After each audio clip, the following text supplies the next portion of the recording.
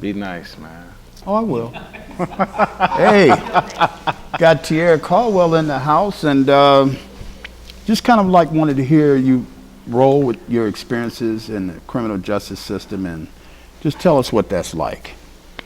Um, it was life altering. I wasn't quite prepared for it, but it was honestly I remember being involved in situations where I felt like it was like this must be how slavery felt like. Mm. Like just being told to like you guys can come here and then you can sit now, you can stand now, undress, get dressed, then the labor, and then the wages. Mm-hmm. We were paid, being told to drink brown water,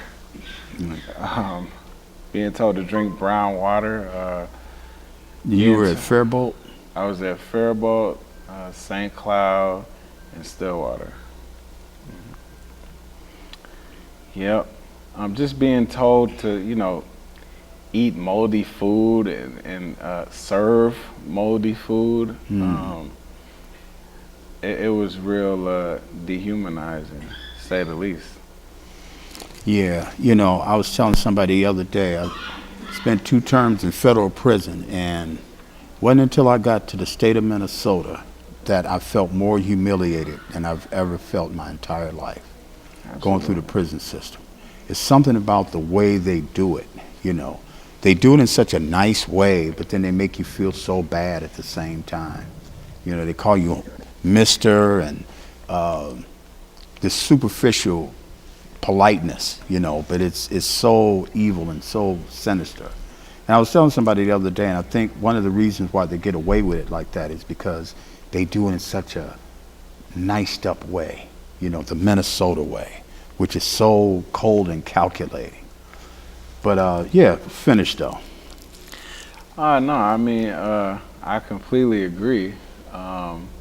It wasn't, it was kind of, I wouldn't say it was nice. It was just, it's degrading when you, because you still have to keep your dignity about yourself.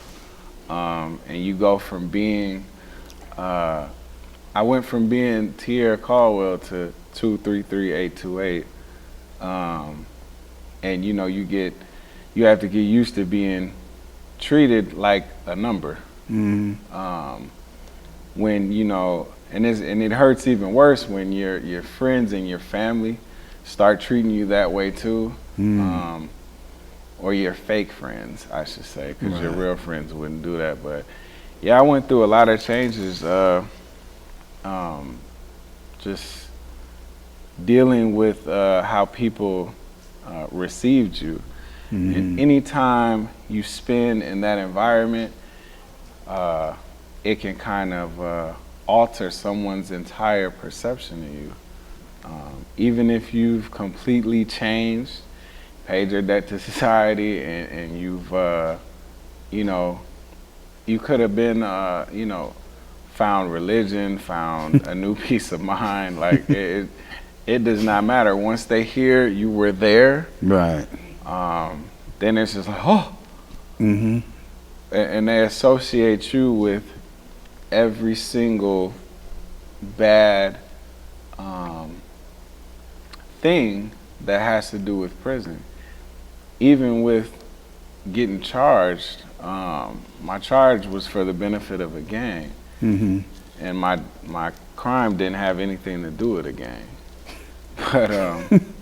But the prosecutor used like a scorched earth type of tactic, and they were able to attach this gang injunction to my charge, and I had to take responsibility for all of the activities that a gang does in a certain demographic in my neighborhood. Did you have co-defendants? No. You mind telling us what the nature of this whole thing was? It was a first-degree assault for the benefit of a gang. And But as I said, it had nothing to do with the gang. How were they able to tie that in, though?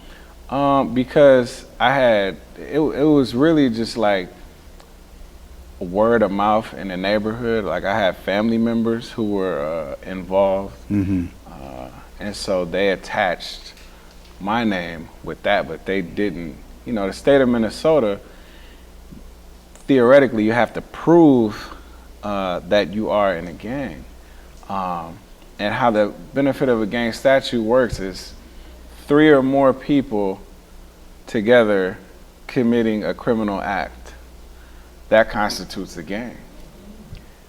So, I mean, It's an enhancement factor too, right? that gave me 2 extra years by itself. Just that with the assault. And they just, and the prosecutor was able to say, well, this particular gang, they steal cars, they sell drugs, they kill people, they rob, they loot, they shoot, and Mr. Caldwell's a part of this. And the jury is like, oh my God. Well, even if he's innocent of what he's charged for, he's still a part of this, so he has to be guilty. If not on this level, then maybe on that level or this level. But if this is my first time meeting this guy, and the first thing I know about him is he's a gang member, he has to have done something. You have to do something bad to be in a gang. And so, and then the jurors even admitted they didn't even understand gang culture. So here I am being judged by 12 people on a gang case who had no idea about gang culture. And, you know, that was How much time did you get for that? I got 7 years, a total of 110 months. Yikes. I had to do. I mean, that's my sentence in total, 110 months. You know, if I could just say a little something, you know, it's funny because I first came to the state of Minnesota. I was visiting, and I ended up getting in some trouble. It was I caught a federal case up here, so I was headed back to California. I was getting back with my wife, and I got pulled over. This is in Arizona. That year, this is 1977, was the year that NCIC went national. There used to be you could go from state to state, felonies wouldn't follow you. That year is when they went national. So anyway, they extradited me back to Minnesota. And you know, the funny thing is, the prison experience wasn't that bad. I was at Sandstone. Matter of fact, they had nicknamed it Club Fed. They had Olympic-sized swimming pool. For real, had an Olympic-sized swimming pool. I heard that before too. Yeah, a tennis court. You wouldn't believe it. And so they had programs for you. Like when you got out, they had an organization up here called WHO, Women Helping Offenders. And what they would do is, women that got out of Shakopee, they would give them a car. They had all of this stuff. They had jobs. You wouldn't believe it. But see, I left Minnesota. I just came back about 10 years ago and has noticed how it's morphed into the crushing system that it's become, because you weren't really stigmatized. There was a guy, I don't know if you guys ever heard of him. His name is David Pettiford. He had just gotten out of prison. You know David Pettiford? Yeah, he had just gotten out of prison and got a job, you know, working in the prison system. You know, I wasn't really interested in working back in those days. You know, I was just full hustle. But I mean, they had jobs up here in the state of Minnesota. It's like back in the late 70s. And so, but like I said, I noticed this culture has crept in up here that is really so humiliating and so devious. You know, and all the money that's being spent just erroneously incarcerating people. I've just really been trying to research how that whole thing changed. You know, they still have this so-called Minnesota nice on one hand, but then they have this other part that's really so sinister and so cruel on the other hand, you know. I agree, and I mean, you know, it's Minnesota nice, But I mean, you know, that's how your oppressors are supposed to be if they want to keep you oppressed. Like Khalid Muhammad said, I mean, when they came to Africa, they came with smiles. You know what I'm saying? Like they came talking nice, and you know, and so you know, it's a vicious cycle. And I mean, even in some of these meetings, they talk nice, but talk versus action is two different things. Exactly. And I mean, I'm to the point to where I really, being in the system from that side, and then seeing how things are done on the legislative side, we have to be present, and not only present, but we have to be a part of it in a major way. There's so many laws that get changed. There's a lot of people that complain about the laws, and you know, oh well, man, this is. But yet and still, we're not on these boards. We're not properly represented on these boards. But a lot of it is due to not being aware. And I'm glad that this year and last year, pretty much since my return, I've been trying to be as actively involved as I can. I can't be involved in everything, obviously, but it's been a real eye-opener, to say the least, because it's so easy to get discluded. And how it works is if you're not at the table, you know, you're on the menu, basically. And we've been on the menu for a while. Yeah, that's true. That is so true. So, how do you think we can engage people to become more involved? Know your legislators and participate. Get involved in your community at the local level and at the state level, and even, you know, on the federal, on all levels. I don't really entertain people who complain about you know, how things are if you just sit and whine and don't, you know, get up and get involved. I think the main thing is just being together. You know, moving as a unit, voting as a unit, and attacking problems as a unit. I think that would help. That would be a lot more help.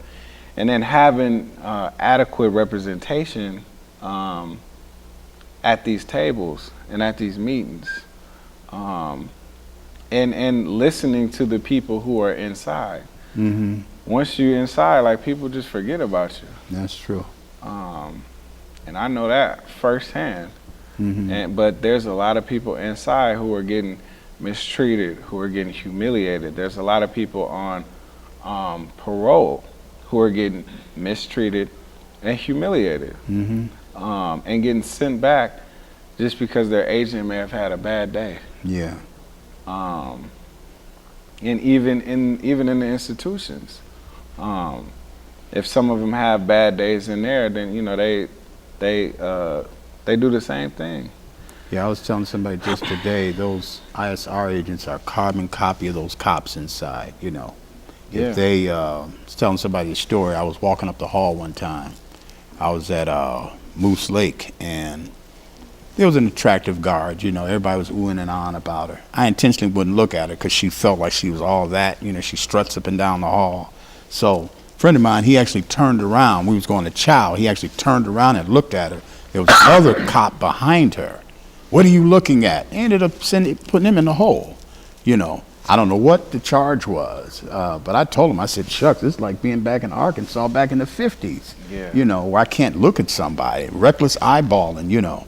But they will lock you up on a whim. And these ISR agents remind me so much of those cops inside, because I've been written up for almost nothing, where you know, they have a thing called LOP, loss of privileges. You can't use the phone, you can't do nothing, you got to lock yourself down, and just for silly, crazy stuff. I dropped a book one time while I was running inside my cell to keep from getting, you know, and I ended up getting a 3-day LOP behind it, you know. Behind this one cop, I don't know what her problem was, you know. She would just always harass me for nothing, you know, and could get away with it. and there's nobody to appeal to, and that's a real bad part about this system. There's no appeal process, you know. The kite system, they tell you, oh, write a kite, because they know the thing is worthless, you know. By the time you write a kite and you get it back, the thing's all over with anyway. It's crazy, you know. I think I agree with that.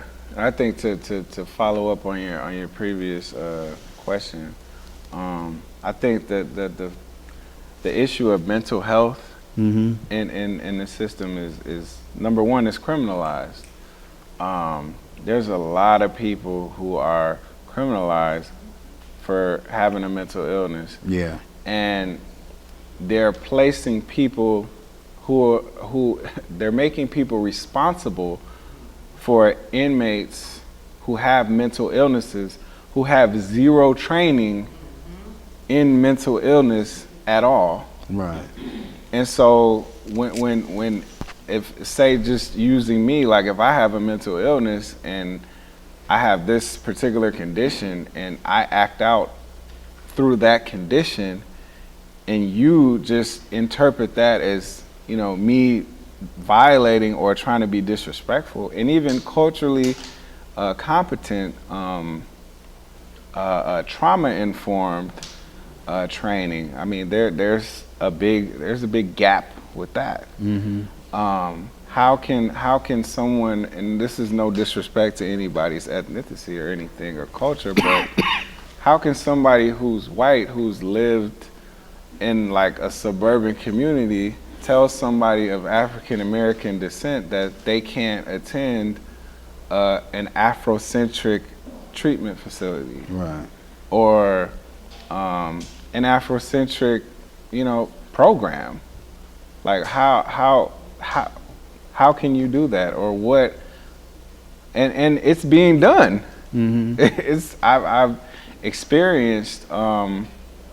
You know, men, you know, I'm an employment navigator for the Power People Leadership Institute, the largest and most successful reentry group in Minnesota. I like the way you say that. I said successful reentry group in Minnesota.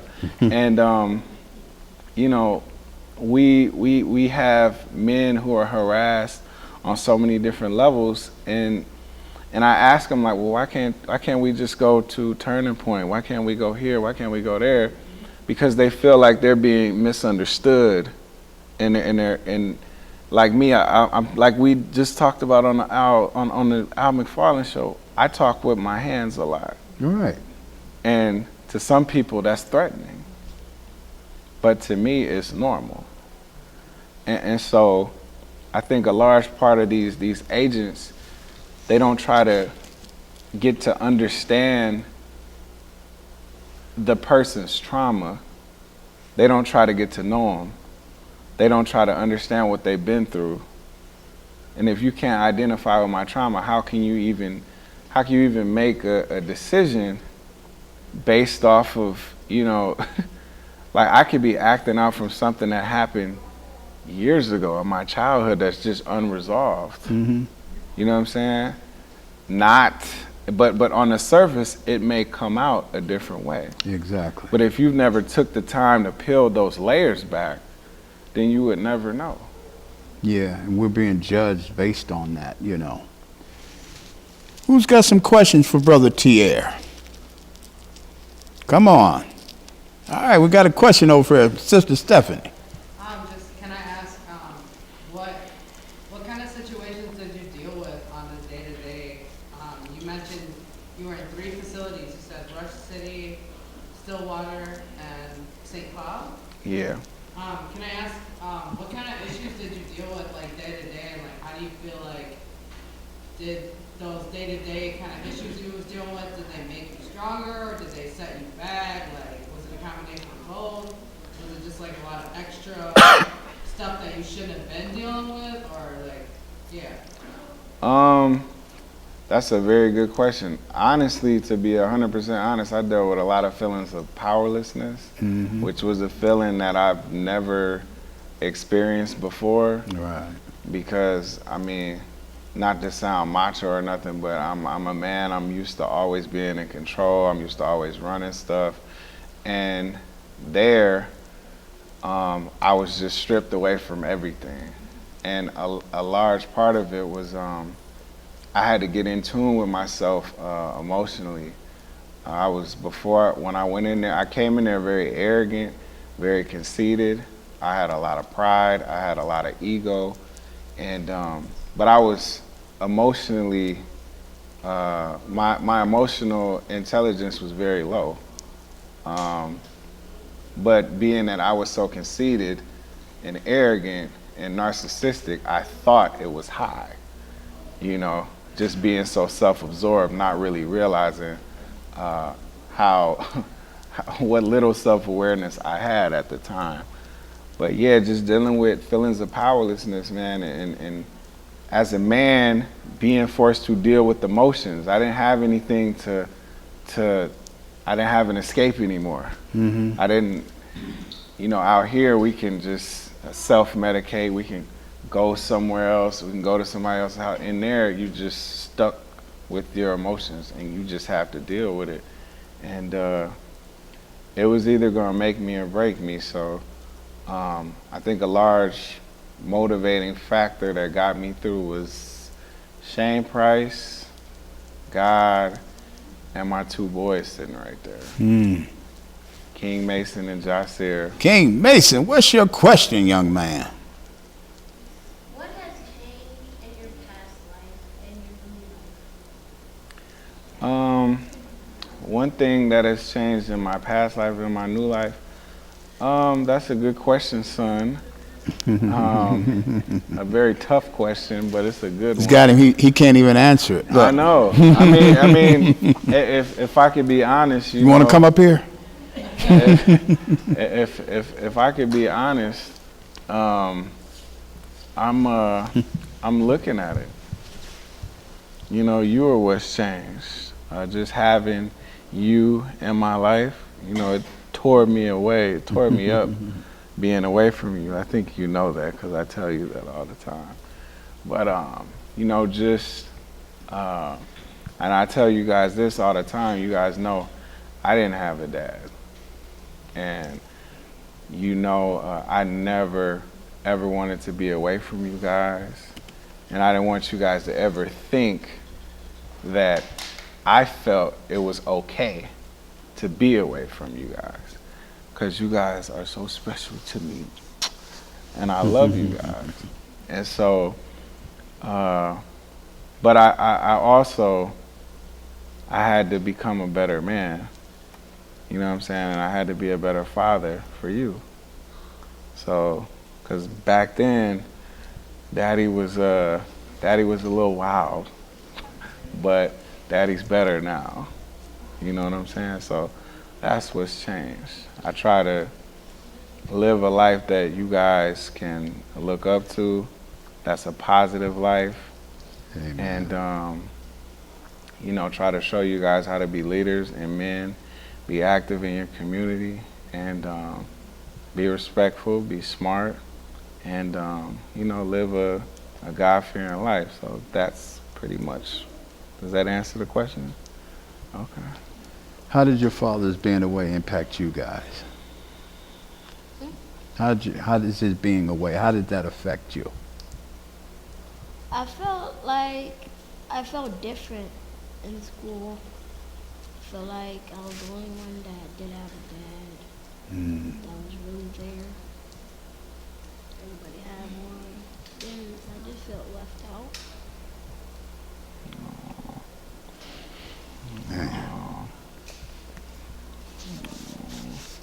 You still feel like that? Good. Boy. So. Yeah. And that was the one feeling that I really didn't want them to go through because I've experienced that. And I'm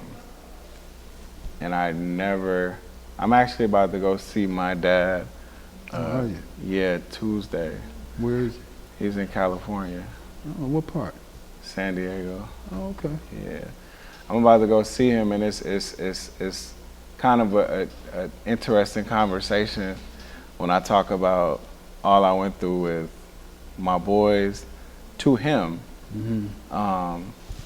when I talk about, you know, the struggles I faced inside being away from my kids, and then him listening and knowing he's never been there for me purposely. And so it's a weird dynamic. And I used to hold a little bit of like grudge against my dad for that. But I had to realize like that was baggage that I was carrying around. And once I just kind of just let that go, I was able to receive him on a different level. But I never wanted that little animosity.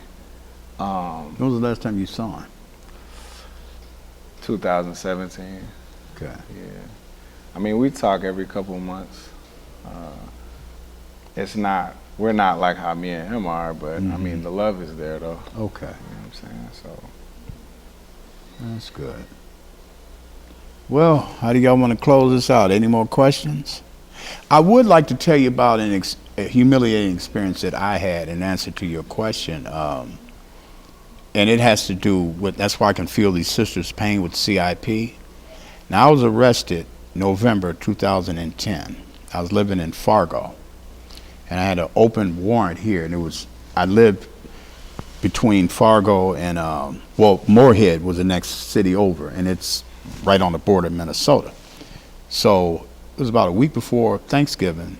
And a friend of mine came by and brought me a bunch of food stamps. Went shopping. Never ate a shred of that food. Matter of fact, I walked out of my apartment and never came back, literally.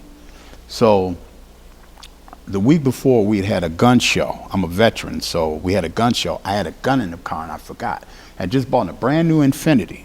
There was a friend of mine, he wanted to drive it. So he's driving. As soon as we cross the bridge over in the Moorhead, there's a police sitting there. So I tell him, I know I got a warrant. I've been skipping this warrant. This warrant was about 10 years old. Go this way. No, if I go that way, they're going to know something. He stops right in front of the police. Now, we got a car full of people. Female turns around, looks at him. He told me later on, I got leery when she turned around and looked at me.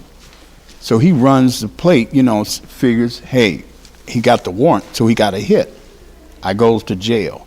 Never came back to my apartment. I lost everything I had. What really bothers me about that whole experience is that I was the only one that had pictures of my mom, my grandmoms. Yeah, I had those pictures over 40 years. Lost all of it. I didn't care about the little furniture and stuff that I had, Anyway, so I was tested by the VA. I had a full physical done. And they said, hey, you're okay. So when I get to Faribault, I'm training for the boot camp program.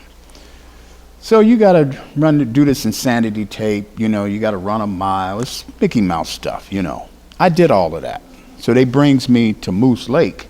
Moose Lake is right up the road from the CIP camp. So I goes up there. This was in March of 2013. So what happens is all the guys that went up there with me, they're going on to boot camp. So they don't call me, and I noticed, they're not calling my name. So I wrote to the medical department. So they tell me, they says, well, you're going to be seen, just wait till we see you. Now, prior to that, I had heard about this doctor. We called her Dr. Death. Her real name was Dr. Sharon Barney. She killed 3 inmates up there. Lo and behold, that's who I go in front of. So I go in there, and a friend of mine had told me how bad she was. I didn't believe it. I said, nobody could be like. So when I go in there, she's like, you're the worst CIP candidate I've ever seen. I said, what are you talking about? Huh? So she's telling me, she says, well, you have a thyroid condition. I said, a thyroid condition? I said, I was just checked by the VA 2 months before I was arrested. How do I, I don't have a thyroid condition. She made me take thyroid medicine. And it put me in a hypo state because my thyroid was okay. The medicine. So anyway, what ended up happening was I stopped taking the medicine. So in retaliation, she takes me off. I was taking lisinopril for my high blood pressure. So as punishment, she takes me off all of that. So every time I would write the medical board, every time I would write the medical department, Just follow just follow her orders. Just do that. So one day I'm going to chow, and I'm so dizzy I pass out.